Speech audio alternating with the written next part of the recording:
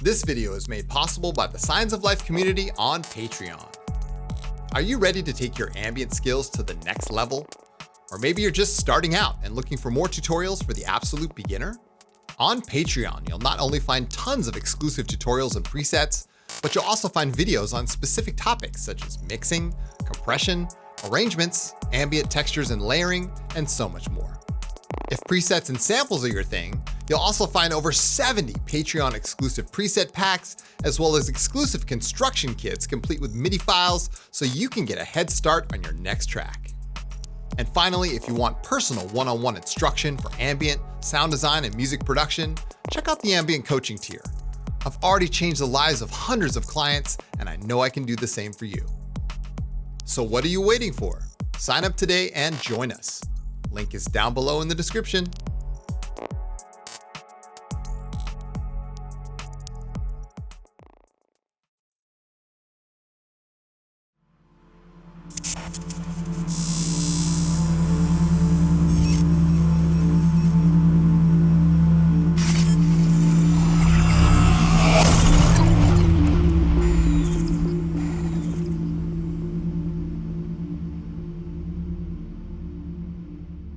What's up guys, Chris here from Signs of Life, back again with another ambient tutorial. In today's video, we're gonna go back in time a little bit and take a look at a synthesizer, which was one of my favorite synths back in the day. And this was suggested by one of my patrons that I take a second look, and I'm so glad that I did. So today we are going to take a look at none other than iZotope's Iris 2. Now, after they stopped selling the synth, I kind of forgot that it existed. And I'm really bummed that I did, because this is one of my favorite synthesizers for like otherworldly stuff. Like you can make some really crazy things in Iris 2. And to this day, I've never seen any other company take this kind of approach where you can literally paint with sound. So in today's episode, we're just going to kind of take a retrospective look, because they no longer sell this synth, which is kind of a shame. However, if you did buy it, it is still in your iZotope account. So that's where I downloaded it, along with the amazing library. I have to say, the library itself is worth the price of admission alone. So if you can find this thing secondhand or somehow, get a copy, it's really an amazing synthesizer. So what is Iris 2? Well, Iris 2 is a 4-part sampler, if you will, where you can paint with sound quite literally on each of the samples. And there's different ways that you can play back those samples. They've got different like resampling modes. There's a bunch of effects in here, some filters, 5 LFOs and 5 envelopes. I mean, the thing comes stacked with a bunch of, modulation options. It's really quite an amazing synthesizer. So let's go ahead and get started. I'm just gonna hit new patch here, and we're gonna build something. So let's go in here and grab a sample. Now, like I said, the library is outstanding. I mean, there's a bunch of environments in here. Now, this is the tip of the iceberg. Once you start realizing that every subcategory has like, 25, 50 samples inside of each category, it's pretty amazing, right? So we can come in here and go to environments, ambience, and just kind of grab one of these bell samples. And as you can see, it loads up a visual representation of what that sound sounds like. So when I press key, we're getting this sample. And everywhere that I push on the keyboard, I'm getting another tuned version of that sample. Now, what makes Iris 2 so unique is the fact that you can start painting with these different tools here on the left on top of the sound. So as you can see, the lower frequencies are here on the bottom and the higher frequencies are on the top. So they have these isolation controls, as you can see over here on the left. If I grab this and I just make sure that my sample's active over here, I can just start moving this across the frequency spectrum. And as you see, now we're isolating the certain parts of the sound. So it's almost like we have not quite a filter, but it's kind of an isolation window, and you can make this larger or smaller. Now that's just breaking the surface here. I mean, you can do so much more with these tools. So say that you really liked this part of the sound. They also have a paintbrush over here, which is really fun. You can adjust the size of the paintbrush. And I can come through here and just start painting on top of our sound. And as you can see, when each sample head gets closer to the higher parts of the sound where I painted, it starts playing those higher frequencies. How amazing is that, right? they also have this magic wand tool here. So you can start grabbing certain parts. This was really fun back in the day. You can kind of just come in here and make your own kind of like shape here. Really awesome. Now there's different playback modes over here on the right hand side. So right now we're playing in forwards mode. You can play in backwards mode. Oh yeah, love that.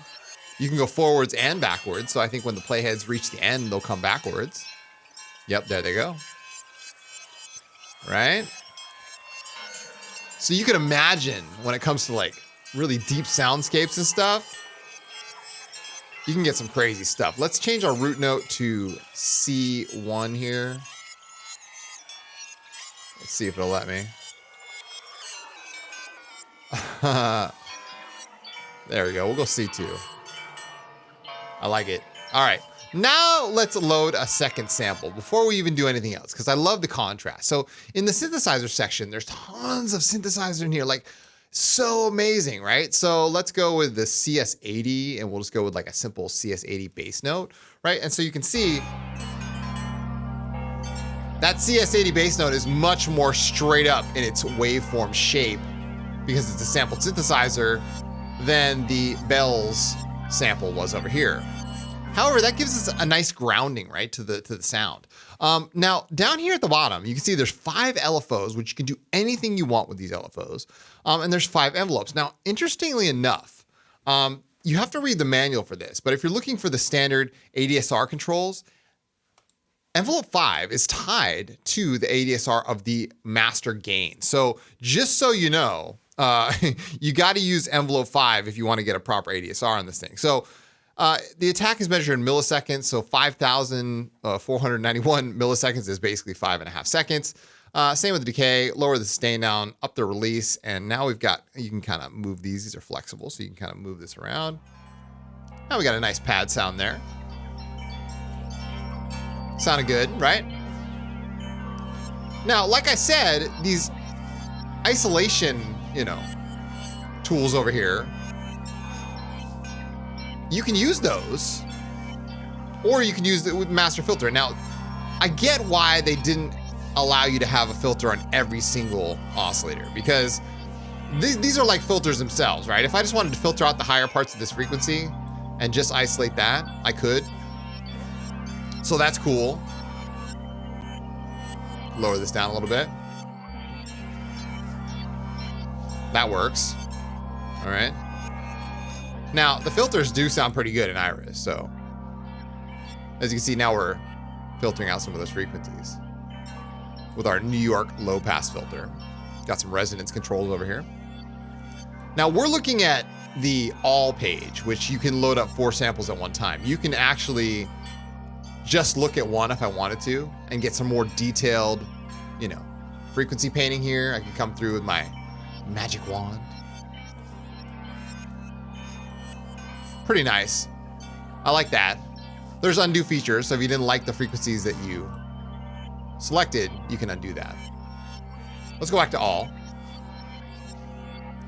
And, this is sounding good to me. Like, you could go crazier. We could say, all right, let's go and paint some more of these over here. We could give it more high frequency if we wanted.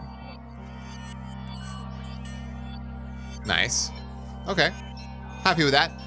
You got your usual, aftertouch, mod wheel, velocity. It's really a shame that they stopped developing this synth because it had so much potential, right? And I've gone through, let's see, 2 different computers since Iris 1. This is now Iris 2 was born. So back in the day, I couldn't use the pitch mode. There's 3 different pitch modes here. Resample, which is what we're using now. Radius RT, which is the CPU intensive one, and fixed. And Radius RT tries to preserve the timing of the samples. So, it's pretty intensive on the CPU, and it sounds okay. I mean, I guess you could, I never used it back in the day, but I just tried it before I started recording, and yeah, I could get away with it with 20% CPU usage. So that was kind of nice.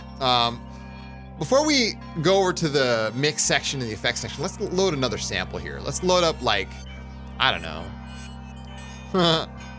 some of these glass tones. I have no idea what these sound like. I mean, the library is so huge that it's Oh, interesting. Wow. Oh my gosh. Now we got some like, let's put the, let's go over here and we'll select this. We'll say forwards and backwards. Oh my gosh. This is wild. See, Iris can get so crazy so fast. But that's the fun of it, right? Like you really have the creative freedom just to kind of do what you want. And I think you can drag your own samples in here if you want, or just load your own samples in the library, which is kind of cool. So let's go add one more. We'll just add like, I don't know, one of these abstract. Ooh, granular. Wow. Deep Scrape 2. Granny Bell. Now, I don't think Iris 2 is a granular synthesizer. Correct me if I'm wrong, but I don't think it is. I think it's a sampler. Let's listen to this. Oh yeah. Ooh. Oh, that's interesting. Let's select this and just kind of, oh, I see the pitch mode has been changed here. There we go. Light scrape. Now, if you don't like the sample, like say we wanted to change this one, you can come up here and just reload a new one. So we can make this glass tube. Let's load that one. Oh, wow. Let's take some of those lower frequencies out of this one. Let's use our paintbrush here. We're going to select all these only. There we go. Take some of these out. Oh, wow. And then if you don't like what you did, you can have an eraser tool here. You got eraser tools. Right? It's the real deal, man. It's the real deal. Let's come over to mix mode. Now, mix mode is a completely separate page in Iris 2. And it gives you the option to do some tuning here. You can drag the LFOs over and do some like, you know, fine tune stuff. But now you do have send effects. And you have master effects. So the effects are the same, pretty much. You got distortion, chorus, delay, and reverb. That's it. That's all you got in Iris. Which is fine. I mean, you know, like, it's cool. You don't need to go crazy, right? And I think each page here has its own list. So if I wanted to say chorus only on this one, but if I wanted to do like master effects, I could say send, master, right? So let's go send, and we'll say, all right, we were gonna do that. We're gonna do chorus only on this one. Now we're turning up the chorus there, on just that one. But on the master effects, we want some delay and reverb, right? What Signs of Life tutorial will be complete without delay and reverb? So click on this little arrow here, and you got controls. You can sync these delays. Oh yeah, now we're talking. Get some feedback there. High, low cut, standard. Oh yeah. Let's go for a longer delay. Let's go for like quarter. Ooh, we can modulate that. Oh, how cool would that be? All right, let's go back down here. And let's look at our reverb control. Size, ironically enough, sets the decay time of the reverb effect. Now, usually size means like from like room to hall, but size in this instance means decay. So 100% is dark lush. We'll go with a higher density here, a width, and there we go. Yeah. Let's crank that reverb. Oh yeah. Now we're talking.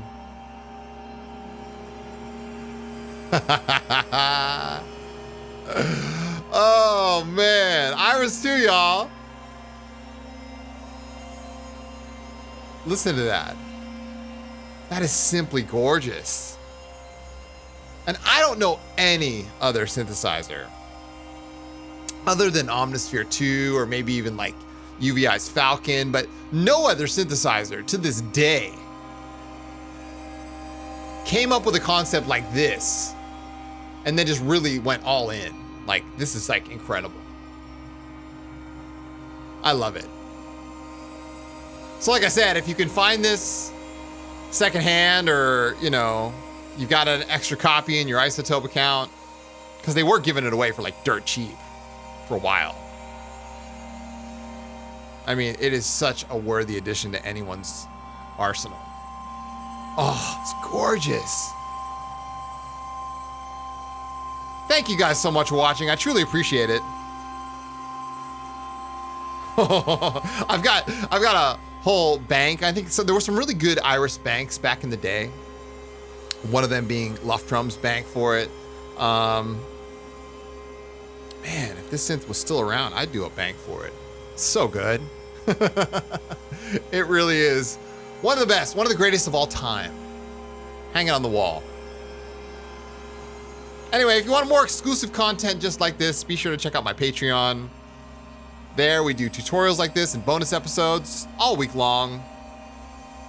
It's a fantastic resource, and the community, and it's quite amazing. Like, if you really want to dive into more specific topics and you're looking for more full track walkthroughs, you got to check out my Patreon. That's where it's at. My name is Chris from Signs of Life. I'll be back with more ambient tutorials just like this very soon. Thanks again for watching, and as always, keep your heads in the clouds and your feet planted firmly on the ground. I'll see you guys in the next one. Peace.